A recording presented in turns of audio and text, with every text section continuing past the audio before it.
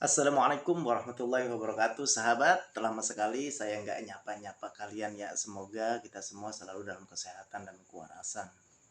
Namun sebelum itu, saya coba seripit kopi dulu sahabat.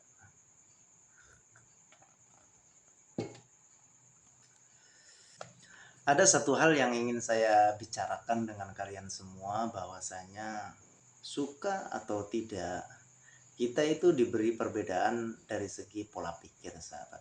Jadi kemampuan pola pikir kita saat menerima informasi melalui indera kita, kemudian kita analisa, kemudian kita persepsikan, kemudian kita memproses informasi itu, kemudian menyimpulkannya, dan hasilnya itu berbeda-beda sahabat.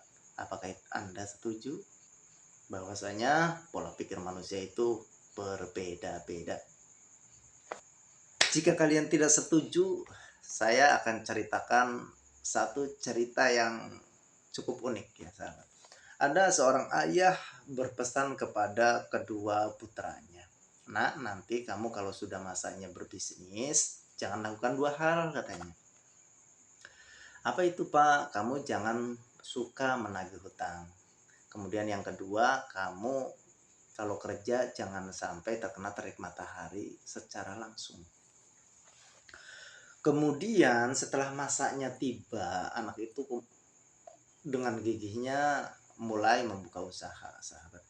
Buka usaha sampai pada kemudian hari terdengar kabar kepada ibunya, "Bu," kata tetangganya, "itu anak yang pertama kelihatannya kayak lagi kesusahan. Apa ibu nggak berkeinginan untuk mengunjungi tempat bisnisnya?"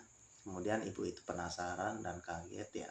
Namanya juga seorang ibu pasti kaget mendengar kabar anaknya yang kurang baik itu. Datanglah si ibu kepada anaknya, "Nak, gimana kabarnya?" "Aduh Bu, kabarnya lagi nggak kebetulan," katanya. "Ini semua karena saya menjalankan pesan ayah." "Kenapa nak? Emang ayah pernah pesan apa?" Kemudian anak menjawab bahwasanya dulu ayah saya pernah berpesan, "Nak, kalau kamu sudah mulai berbisnis, jangan melakukan dua hal, yaitu jangan menagih hutang." "Emang kenapa nak?" Penasaran kan ibunya. "Emang kenapa nggak boleh menagih hutang?"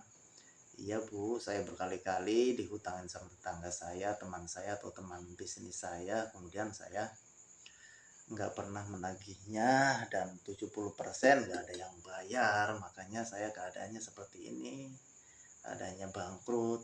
Modal yang segitu ibu berikan kepada saya terbuang sia-sia," ngomongnya seperti itu ya. Kemudian yang satunya lagi, "Kamu tidak boleh terkena terik matahari," itu gimana nak? Maksudnya apa itu ayah ngomong kayak gitu? Kemudian anaknya menjawab, "Saya itu setiap kali berangkat kerja, saya pesan taksi pulang pergi pakai uang. Jadi saya berangkat saja sudah membuang banyak uang Bu, ketimbang dengan motor saya ini," katanya. "Kalau pakai motor kan sebetulnya lebih murah gitu. Tapi setiap kali saya berangkat dan pulang karena nggak mau terkena terik matahari secara langsung, maka saya selalu pesan taksi."